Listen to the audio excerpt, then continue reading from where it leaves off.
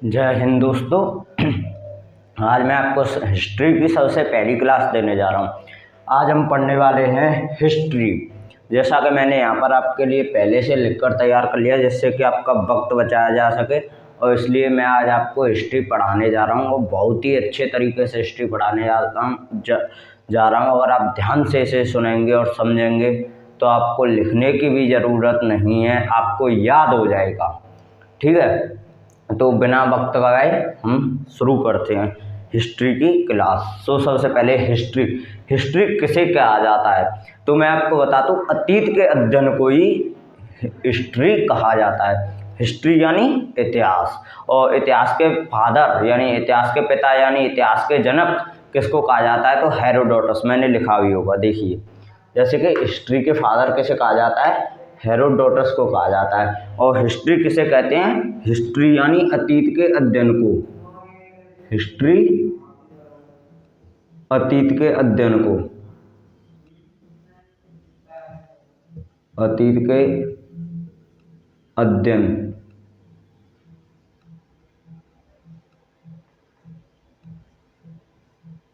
को हिस्ट्री कहते हैं।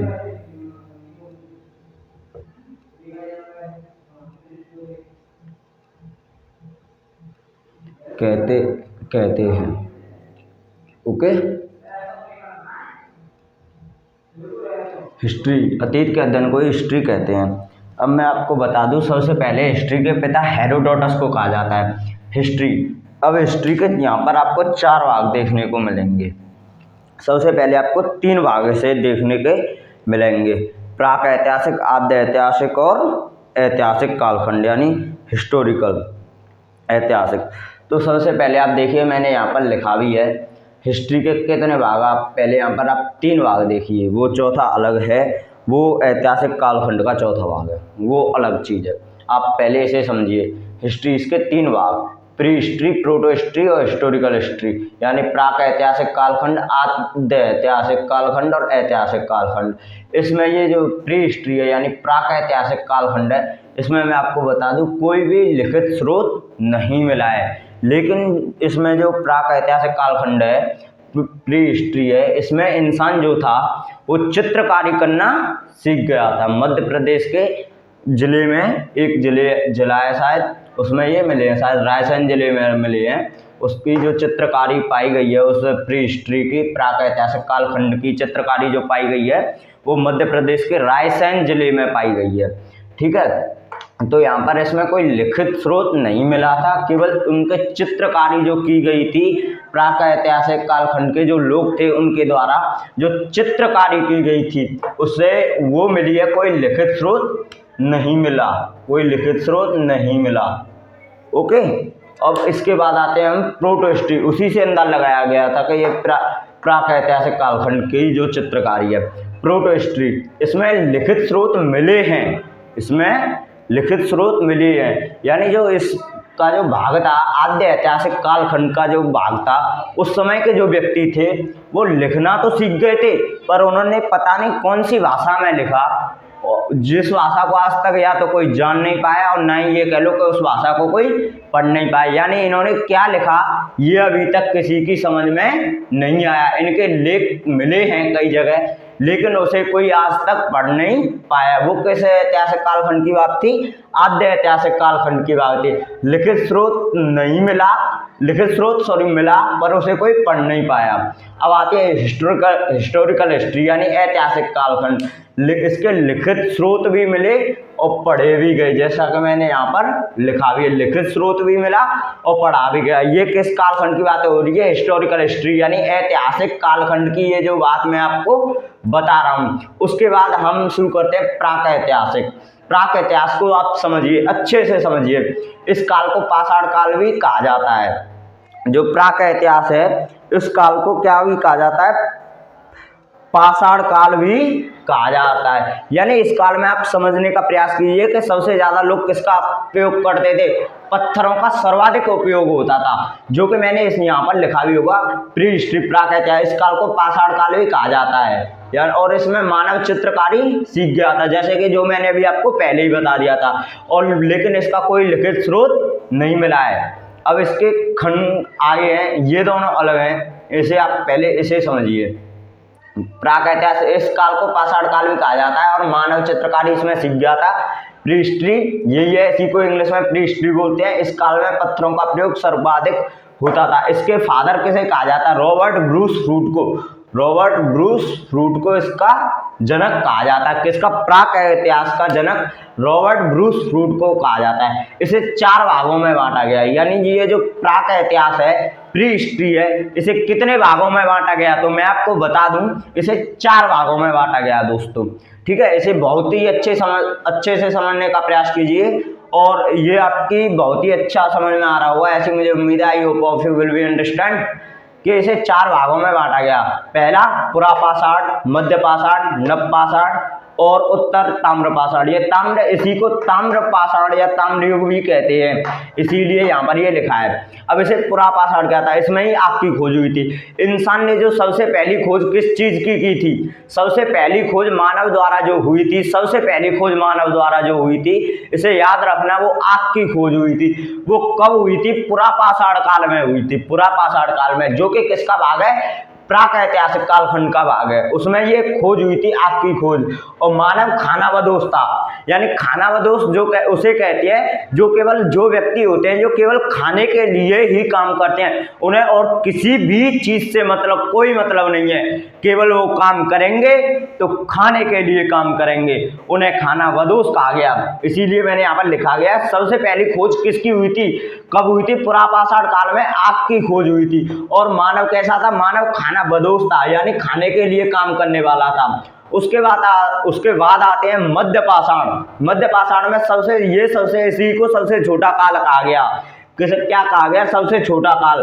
और इसमें हथियार भी जो होते थे वो छोटे छोटे हथियार होते थे।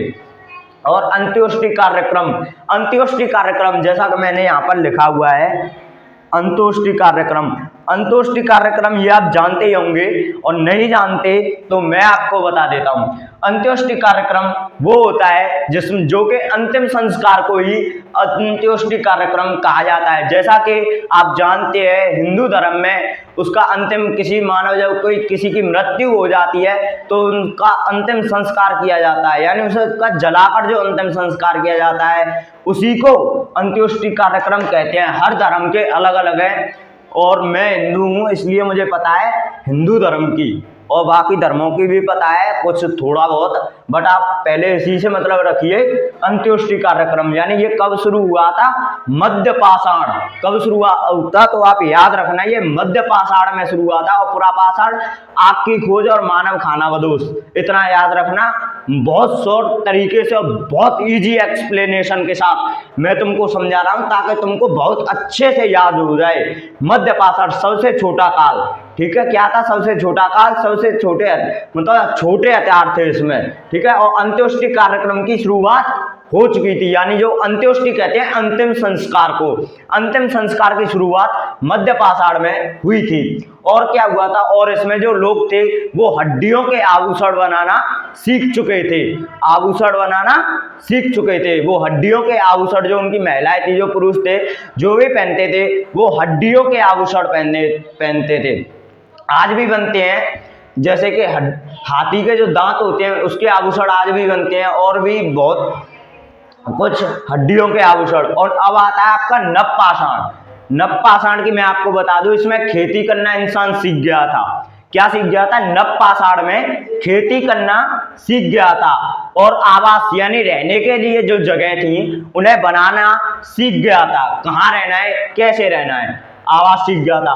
पालतू जानवर, और सबसे पहले जो इंसान ने जानवर पाला था नवपाषाण काल में, वो कौन सा जानवर पाला था? तो उसके लिए मैं आपको बता दूं, उसने कुत्ते को सबसे पहले पालतू बनाया था। देख, जैसा कि मैंने यहाँ लिखा भी है, सबसे पहला पालतू जानवर कौन सा था?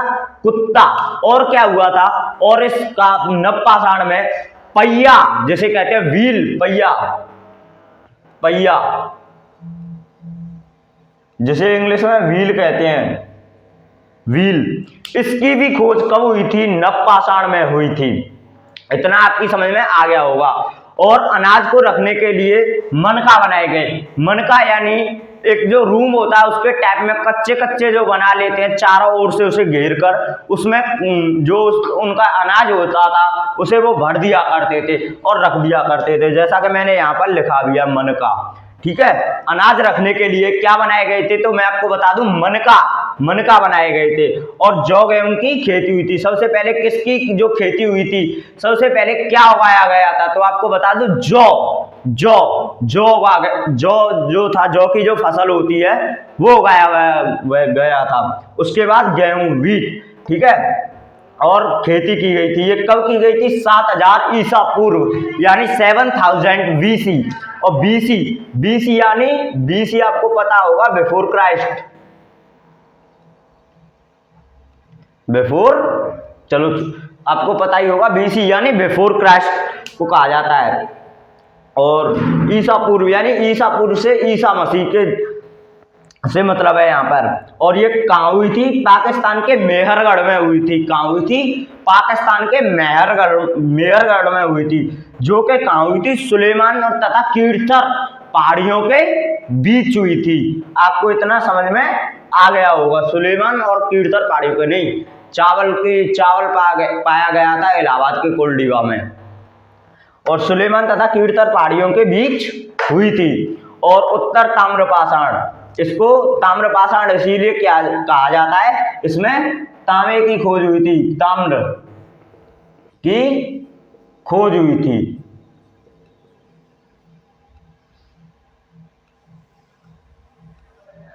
ताम्र की खोज, ठीक है, इतना आप में आपकी समझ में आ गया होगा। इसीलिए इसको ताम्रपाषाण कहा जाता है या ताम्रयुग भी कहा जाता है। इसमें तांबा जो होता है, तांबा, उसकी खोज हुई थी,